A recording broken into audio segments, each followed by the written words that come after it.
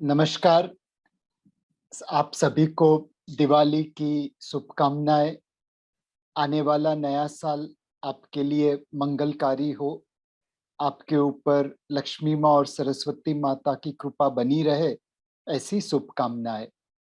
हर महीने की तरह इस महीने भी हमने एक प्रेजेंटेशन बनाया है आपको मार्केट और अर्थव्यवस्था के बारे में अवगत करने के लिए। अगर हम सेंट्रल बैंकर्स को देखें तो उनकी प्रिंटिंग प्रेस चालू है और $5 ट्रिलियन 2008 में जो बैलेंस शीट थी वो बढ़ती बढ़ती $25 ट्रिलियन के ऊपर पहुंच गई है। जब इतना पैसा प्रिंट होता है तो ग्रोथ ऑब्वियसली ऊपर आएगी और सिर्फ भारत ही नहीं बट विश्व के सभी देश एक अलग ही ग्रोथ लेवल महसूस कर रहे हैं। जब ग्रोथ इतनी अच्छी है, लोगों की उम्मीद ग्रोथ के ऊपर इतनी ज्यादा है, तो मार्केट कैप भी ऑब्वियसली बढ़ेगा और global market cap to GDP ratio अब मार्केट कैप से आगे या 100% से आगे चलने लगी है। कंपनीज के नतीजे भी बहुत अच्छे आ रहे हैं। S&P 500 की quarterly earning all time high level के आसपास है। कंपनीज के पास पैसा बहुत है तो निवेश भी ज्यादा करेंगे और सारी दुनिया में कैपिटल एक्सपेंडिचर या इन्वेस्टमेंट की नई साइकिल चालू होगी, ऐसा लगता है। ऑब्वियसली इसके जो एक पैसों की बाढ़ आई है उसकी वजह से अलग अलग प्रकार की कंपनीज को बढ़ावा मिल रहा है। कल एक इलेक्ट्रिक व्हीकल कंपनी लिस्ट हुई तकरीबन $100 बिलियन के वैल्यूएशन के ऊपर। अभी तक उसने एक गाड़ी बेची नहीं है, सिर्फ 1200 गाड़ी बना के अपने एम्प्लॉइज को दी है और पिछले क्वार्टर में उसने $1 बिलियन का लॉस किया था और उसकी मार्केट कैप दिग्गज कंपनी जैसे जनरल मोटर्स हो या फोर्ड हो उससे ज्यादा है। रिस्क प्रीमियम इक्विटी में obviously all time low level के आसपास है, 2008 के आसपास है, बिकॉज लोगों की उम्मीदें बहुत ज्यादा बढ़ी है। जब इतना पैसा प्रिंट होता है तो महंगाई के दरों के ऊपर इम्पैक्ट होती है और इस वक्त आश्चर्य की बात नहीं है कि यूएस की महंगाई भारत की महंगाई से तकरीबन 2% ऊपर है और यूएस के इंटरेस्ट रेट भारत के इंटरेस्ट रेट से तकरीबन 5% नीचे है। महंगाई 2% ऊपर, इंटरेस्ट रेट्स 5% नीचे।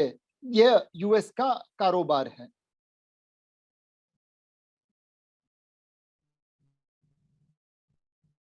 यूएस के साथ साथ एक बड़ी कंट्री जिसकी ग्लोबल इकोनॉमी के ऊपर इम्पैक्ट होती है वो है चाइना।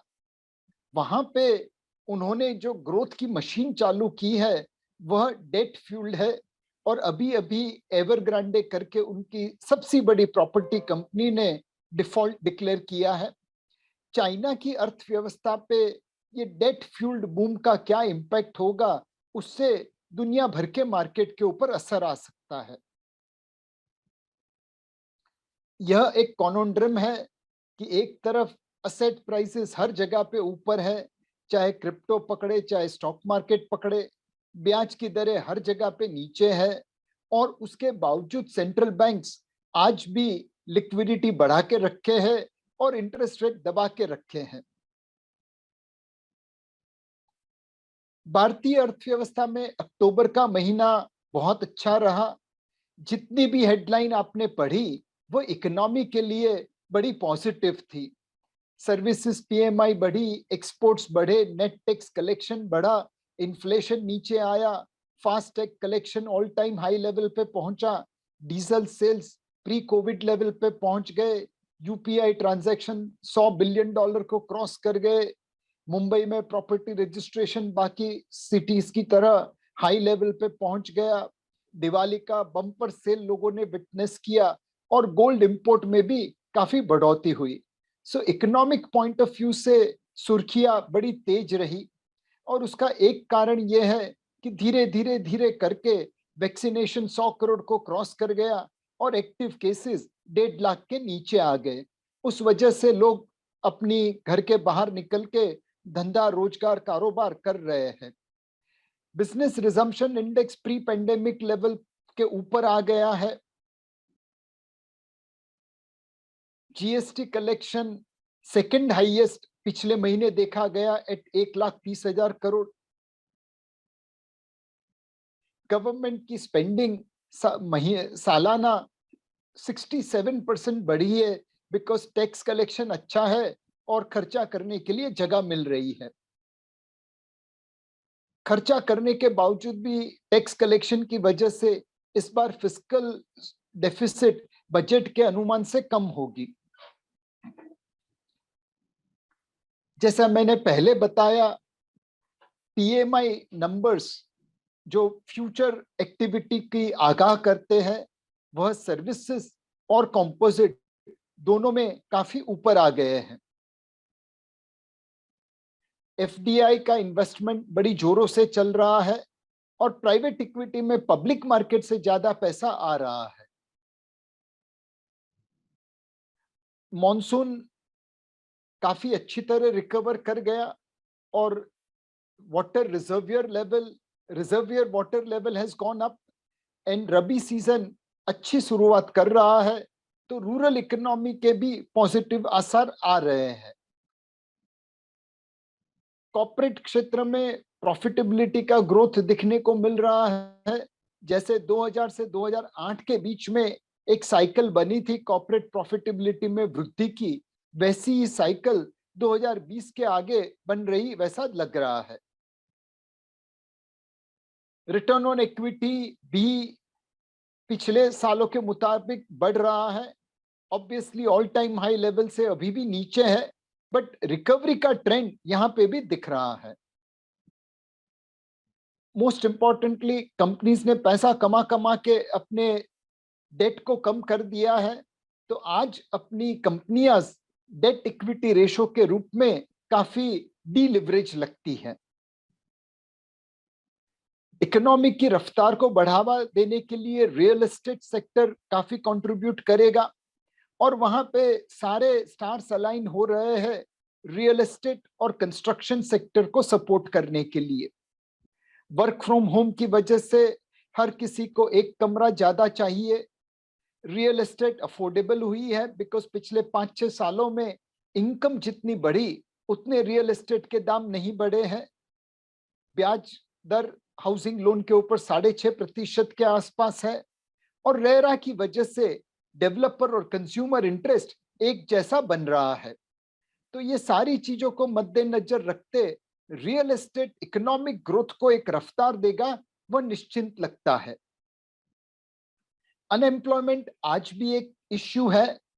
सितंबर में हम 6.5% अनएम्प्लॉयमेंट के आसपास पहुंचे थे। नवंबर में वो बढ़ के वापस 7.6% हो गई है। हमें लगता है जो बम्पर दिवाली सीजन आई है उस वजह से शायद अनएम्प्लॉयमेंट में वापस कटौती हो और हम दिसंबर के महीने तक वापस 6-6.5% अनएम्प्लॉयमेंट रेंज में पहुंच जाएंगे। अनएम्प्लॉयमेंट थोड़ी अनइवन सी है। एक जगह पे टेक्नोलॉजी, फार्मास्यूटिकल, ये सेक्टर में जितनी नौकरियां है उतने आदमी नहीं है और लोग मारे मारे घूम रहे हैं लोगों को रिक्रूट करने के लिए। On the other hand there are sectors like retailing, tourism and travel, जहां पे एक्सेस मैन पावर है। तो हम किस तरह से ये जो सेक्टर जहां पे एक्सेस मैन पावर है उसको जहां पे जरूरत है वहां पे रीस्किल करके ट्रांसफर कर सके।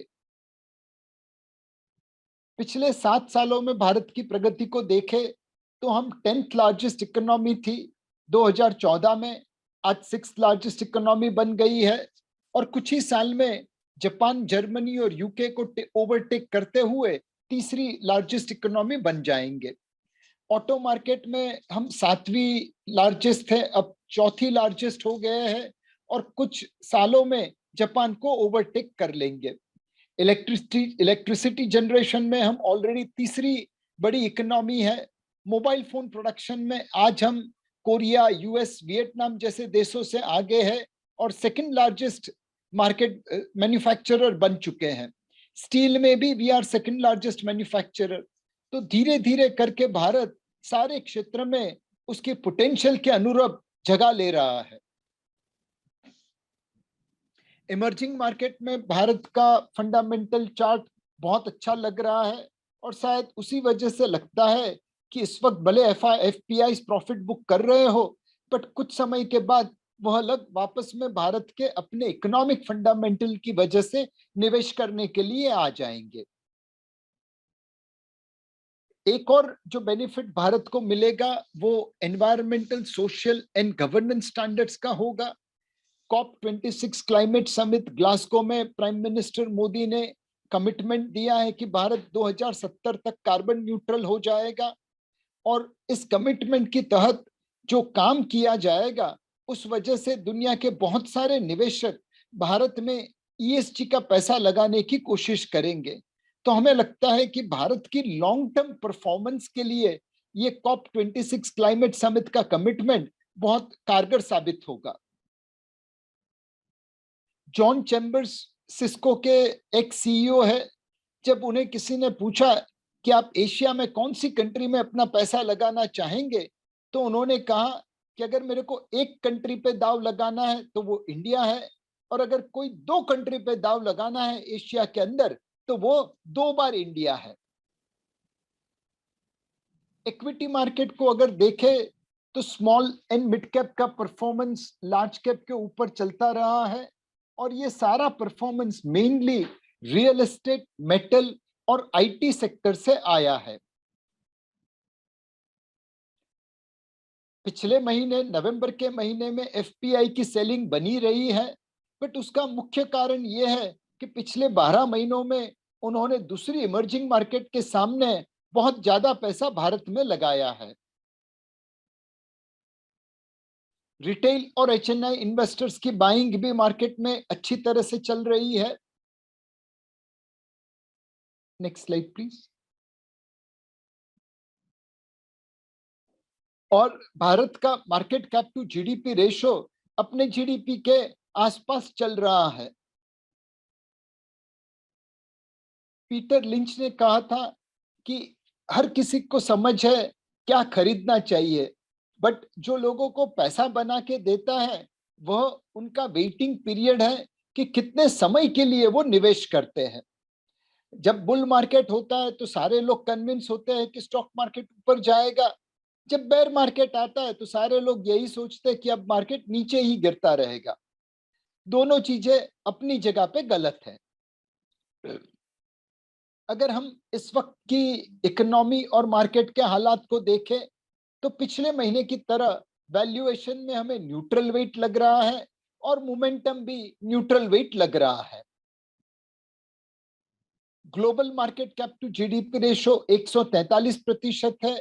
Current market cap to GDP ratio 115% है। इस वजह से हमें लगता है कि भारत की मार्केट रीजनेबली प्राइस्ड मार्केट है, फेयर वैल्यू मार्केट है। अगर आप देखें वैल्यूएशन पॉइंट ऑफ व्यू से तो भारत की मार्केट चाहे पी रेशो हो चाहे पीबी रेशो हो अपनी लॉन्ग टर्म एवरेज के थोड़े ही ऊपर है। कॉर्पोरेट प्रॉफिटेबिलिटी धड़ल्ले से बढ़ रही है। जून 2020 में 32,000 करोड़ का मोटा मोटा प्रॉफिट एनएससी 500 कंपनीज ने डिक्लेयर किया था। वो बढ़ता बढ़ता जून 2021 में 2,04,000 करोड़ हो गया है।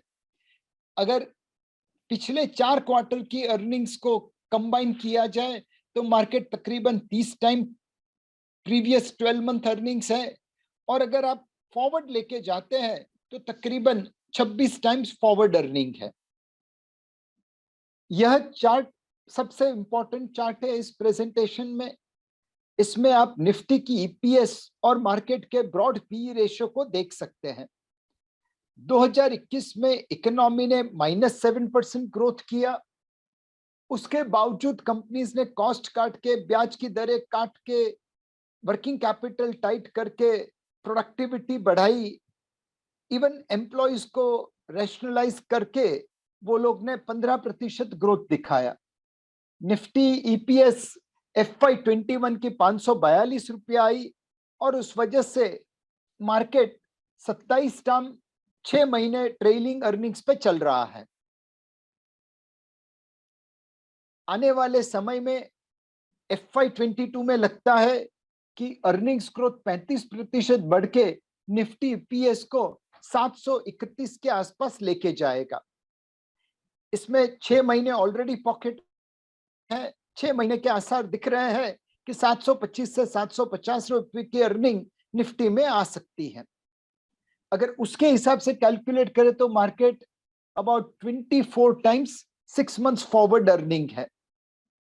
और ये सोचे कि निफ्टी की अर्निंग FY 2023 में 873 के आसपास पहुंच जाए तो मार्केट आज की तारीख में 20 के पीई के आसपास है।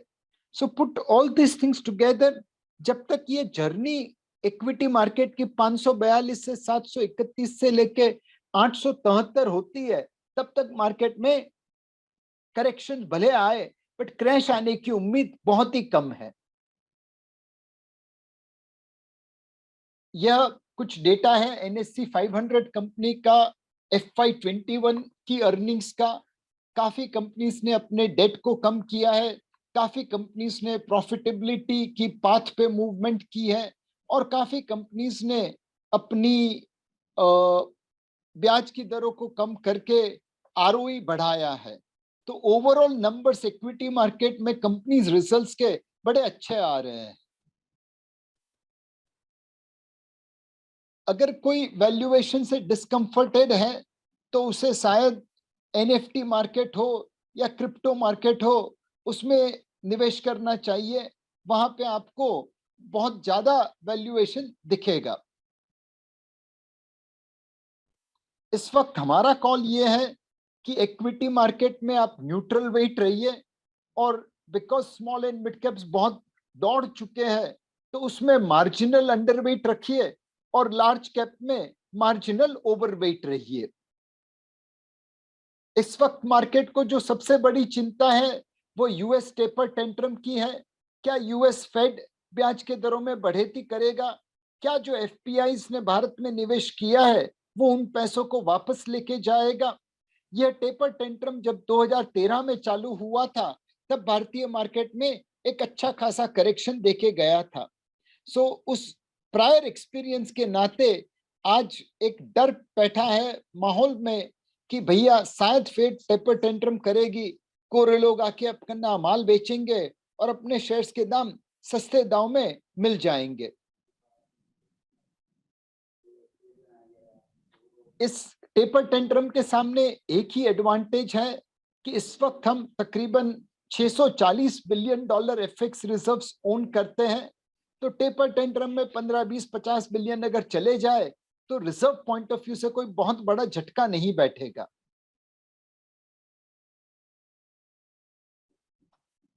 दूसरा जो एक रिस्क है कि ब्याज की दरें बढ़ती है महंगाई की वजह से, तो उससे स्टॉक प्राइस के ऊपर इंपैक्ट आ सकता है।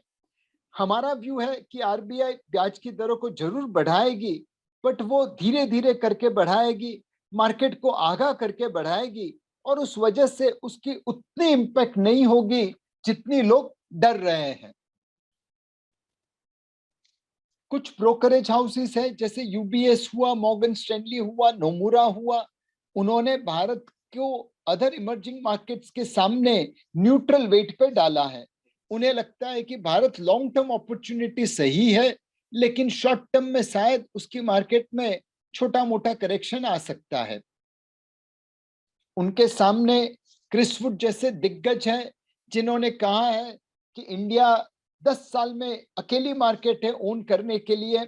अभी अभी डॉक्टर मार्क मोबियस ने भी कहा कि इंडिया 50 साल की ग्रोथ स्टोरी है।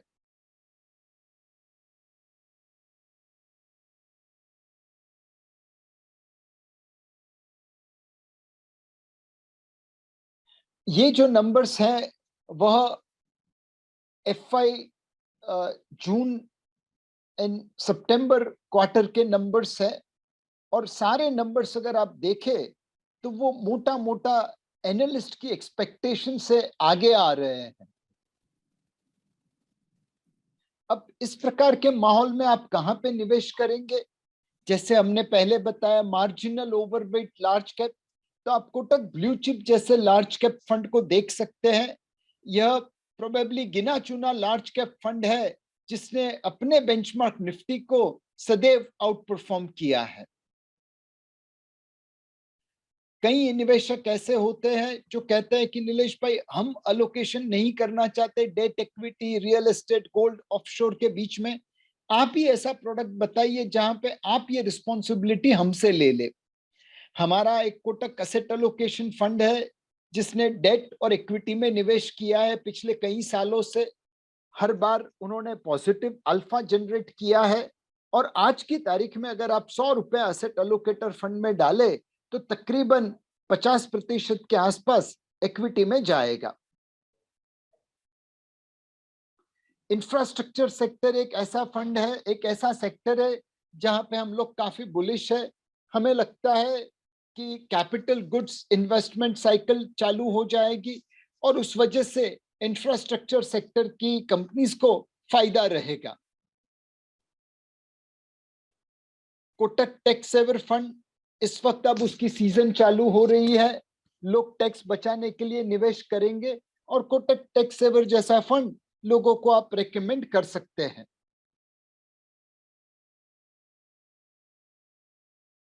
एक हमारा वेलिंगटन ग्लोबल इनोवेशन फंड था। लॉन्च होने के बाद उसका परफॉर्मेंस थोड़ा बिलो पार हो गया है। बट अगर आप उस फंड को देखें, जो उनका चाइनीज एक्सपोजर था वो इम्पैक्ट हुआ, बट बाकी सारे स्टॉक्स ने अच्छा परफॉर्मेंस दिया है। लॉन्ग टर्म ट्रैक रिकॉर्ड अच्छा है और अभी भी हमें लगता है कि इस प्रकार की ग्लोबल इनोवेटिव कंपनी में निवेश करने में अच्छा रहेगा। कोटक पायोनियर फंड के 2 साल कंप्लीट हो रहे हैं। इस फंड ने तकरीबन 90% से ज्यादा रिटर्न निवेशकों को दिया है और मेरा कलीग हरीश कृष्ण बड़ी अच्छी बखूबी मैनेज कर रहा है। एक सवाल उठता है कि नीलेश भाई, क्या सोने में निवेश करें? इस वक्त हम पिछले तकरीबन 12-13 महीने से कह रहे हैं कि सोने में निवेश करना चाहिए।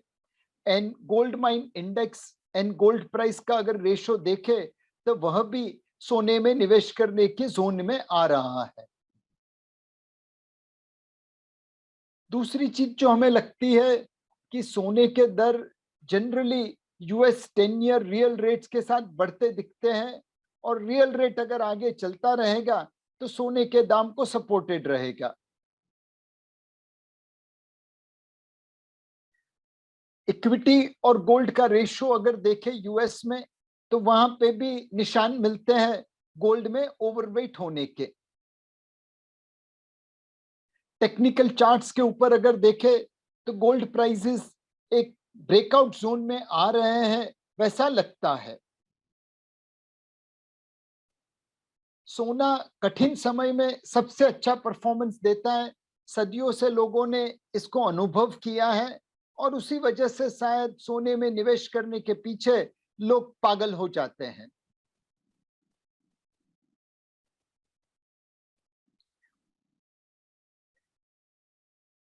दूसरा एक जो क्रेज चल रहा है आजकल क्रिप्टो करेंसी के बारे में, कोई लोग कहते हैं कि 10 से 11 करोड़ इन्वेस्टर्स क्रिप्टो में इन्वेस्टेड है, भारतीय इन्वेस्टर्स क्रिप्टो में इन्वेस्टेड है। बट डॉक्टर आज शक्तिकांता दास जो आरबीआई के गवर्नर हैं, उन्होंने भी उस नंबर्स के ऊपर डाउट जताया है। उन्हें नहीं लगता कि इतने ज्यादा निवेशक क्रिप्टोज में निवेश कर रहे हैं।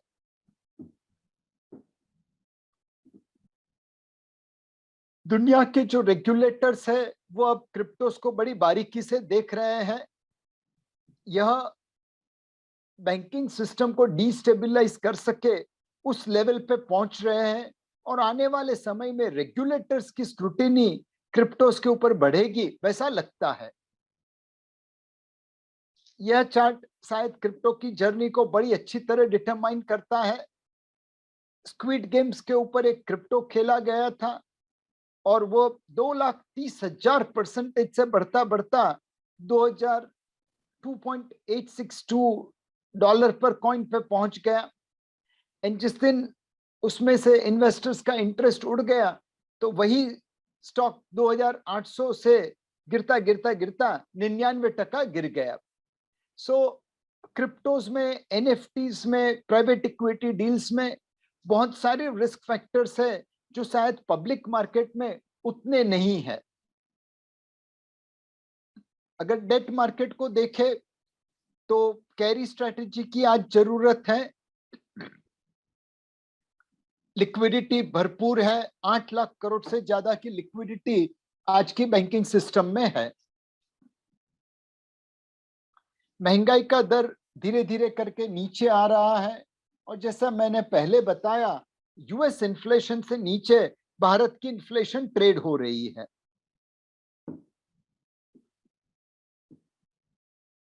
दुनिया की जो इमर्जिंग मार्केट बैंक्स हैं उन्होंने ब्याज के दरों में बढ़ोतरी करना चालू किया है। डेवलप मार्केट्स के बैंक्स आज भी सोचेंगे देखेंगे उस मान्यता में है। भारत की गवर्नमेंट सिक्योरिटीज को ग्लोबल बॉन्ड इंडाइसिस में इंक्लूड किया जाएगा, ऐसी उम्मीद है। अगर वो हो जाता है तो 15 से 20 बिलियन डॉलर हर साल भारतीय गवर्नमेंट सिक्योरिटीज में निवेश करने के लिए आएगा। Next slide please. इस वक्त अगर आप यील्ड कर्व देखें तो तकरीबन 3 साल से लेकर 7 साल का yield curve risk return trade off से अच्छा लगता है। अगर आपको डेट फंड में निवेश करना है तो 3 से 5 साल वाली मेच्योरिटी के आसपास के डेट फंड में निवेश करिए, वह आपको शायद सबसे अच्छा रिस्क एडजस्टेड रिटर्न दे पाएंगे। Next slide please. आरबीआई एक कुशल मैजिशियन की तरह इंडियन इकोनॉमी को चला रहा है, चाहे ब्याज की दरें हो, चाहे रुपया हो, चाहे गवर्नमेंट का बोरोइंग प्रोग्राम हो, सारी चीजें बड़ी खूबी वो लोग पास कर रहे हैं, सपोर्ट कर रहे हैं। Next slide please. डेट में अगर निवेश करना है तो आपका निवेश का होराइजन डेट फंड की मेच्योरिटी से मिलना बहुत जरूरी है, ताकि यह राइजिंग इंटरेस्ट रेट सिनेरियो में आपको कैपिटल लॉस नहीं हो। हमारा एक कोटक गिल्ट फंड है जिसमें हम एसडीएल और फ्लोटिंग रेट बॉन्ड में निवेश करके अपने इन्वेस्टर्स को रिस्क एडजस्टेड अच्छा रिटर्न मिले उसकी कोशिश कर रहे हैं।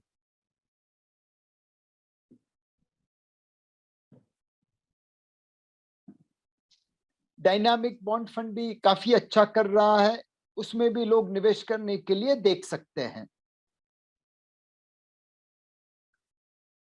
जो कंजर्वेटिव डेट इन्वेस्टर्स हैं वह लोग इस वक्त लो रिटर्न से परेशान होंगे और उनको उनके रिस्क एपेटाइट के अनुसार कोटक डेट हाइब्रिड स्कीम, जिसे हम पहले एमआईपी के नाम से जानते थे, कोटक इक्विटी सेविंग स्कीम और कोटक इक्विटी हाइब्रिड फंड जिसको हम बैलेंस फंड के नाम से जानते थे, उसमें निवेश कर सकते हैं। ये सारे फंड में तेजी की मार्केट में डबल डिजिट रिटर्न या हाई सिंगल डिजिट रिटर्न दिख रहा है लोगों को। इन सम सेंस एकदम सस्ती मार्केट जैसे मार्च अप्रैल 2020 था, उसमें कोटक ब्लू चिप जैसे फंड में निवेश करिए, 80% से 100% एक्सपोजर वहां पे इक्विटी का रहता है। अगर एक एवरेज मार्केट है जैसे आज की तारीख की मार्केट है, तो वहां पे आप इक्विटी हाइब्रिड फंड में निवेश करने का देख सकते हैं। और जब मार्केट बहुत महंगा हो जाए तो कोटक डेट हाइब्रिड स्कीम या कोटक इक्विटी सेविंग स्कीम, इस टाइप के फंड में आप निवेश कर सकते हैं।